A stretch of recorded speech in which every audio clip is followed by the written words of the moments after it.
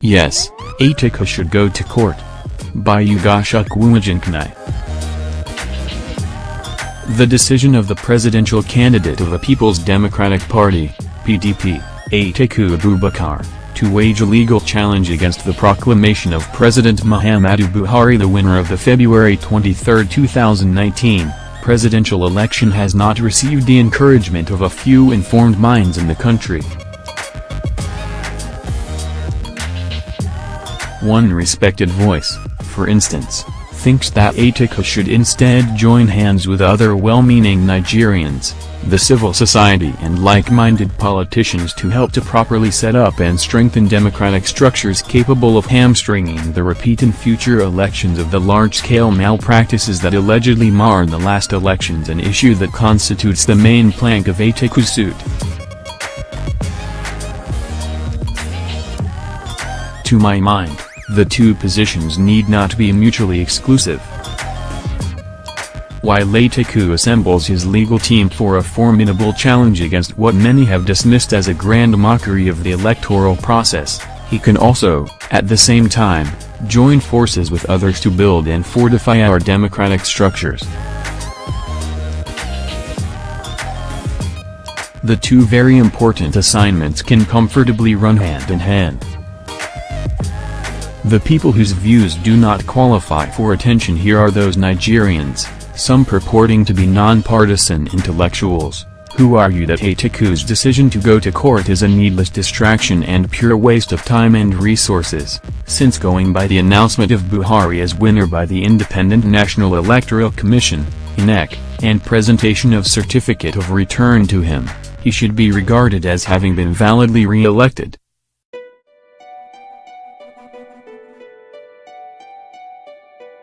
What was required now is for everyone to forget whatever reservations, or even grievances, they have about the elections, rally around the president and ensure he did the right things this time around to move the country forward.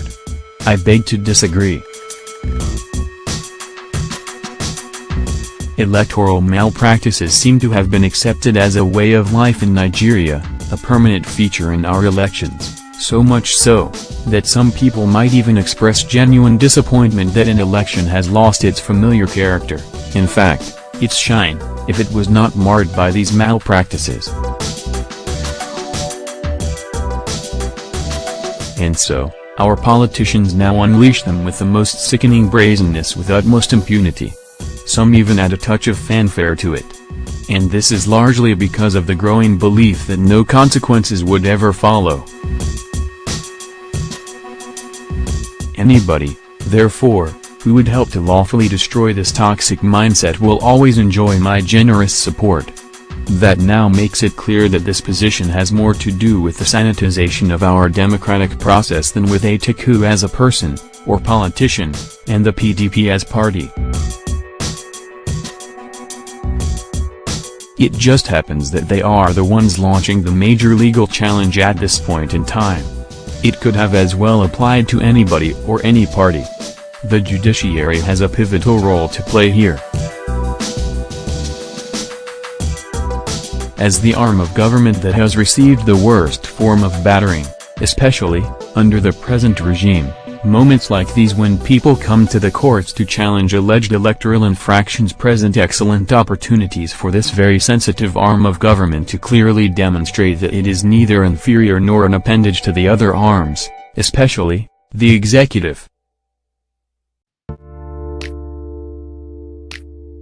It should summon the courage to clearly demonstrate that its loyalty is first to the country, her laws and institutions, and not any individual or regime, no matter how authoritarian.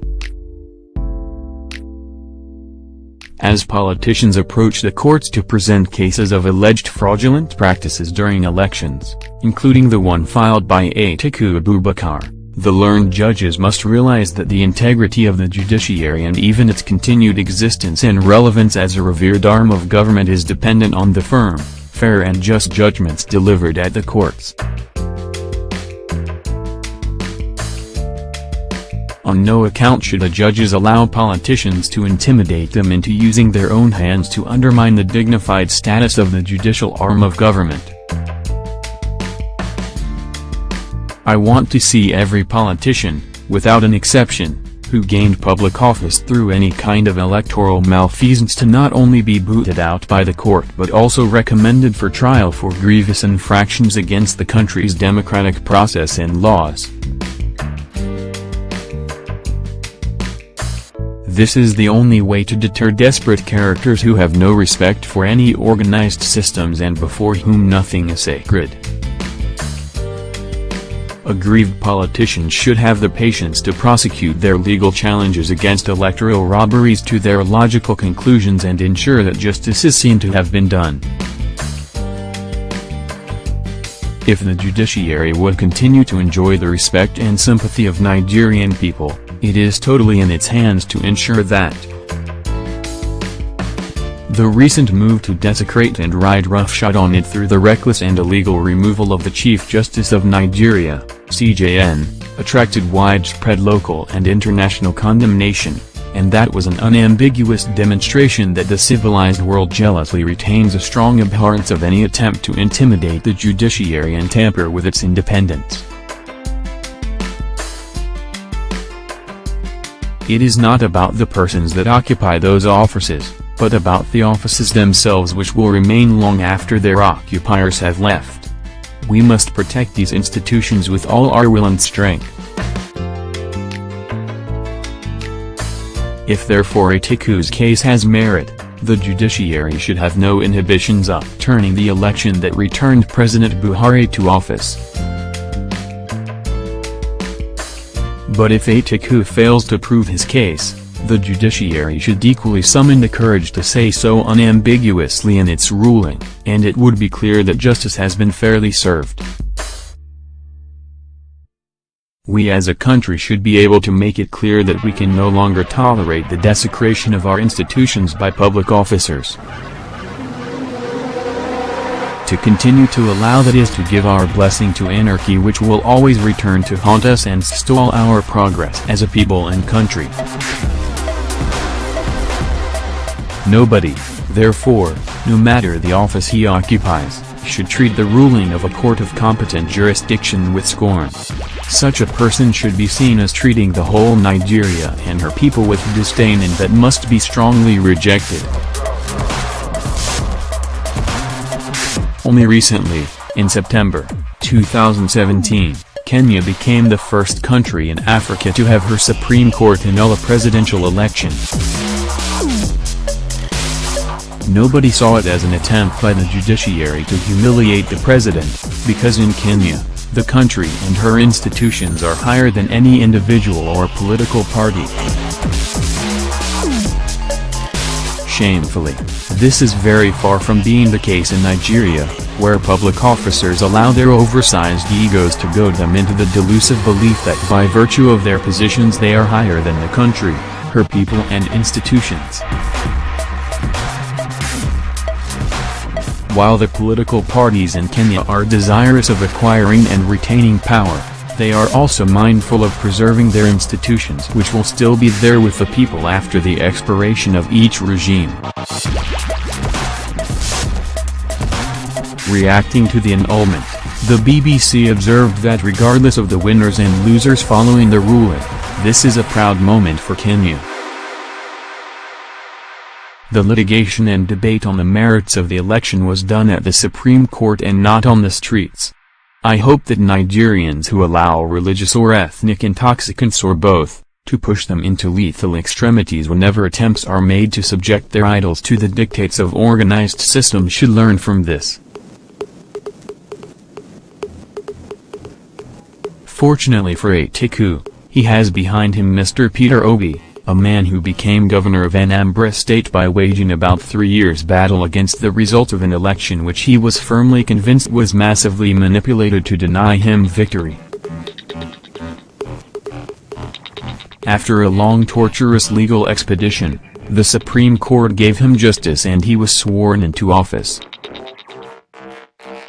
He then commenced the second leg of his legal battle, this time, to seek a judicial definition of when exactly a public officer's tenure should commence, should it be taken that part of his tenure was executed on his behalf by the usurper who had rigged himself into office, as was widely believed in Nigeria at that time? In a landmark ruling, the Supreme Court agreed with Obi and his lawyers that the tenure of an elected official should start counting the very day he was sworn into office until the 4 years statutorily allocated to him to spend in office elapses. Many politicians have been beneficiaries of this illustrious legal battle, prosecuted and won through one man's diligence and perseverance.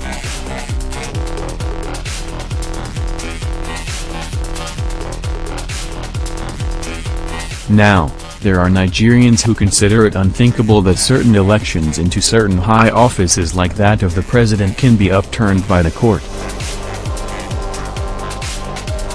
Some small minds even suggest that such a development is capable of destabilizing the country. This is one myth that must be shattered if we must make progress and build solid structures for our democracy and nationhood. Ugochukwu Ejinkeonye is a Nigerian journalist and writer. Emails protected.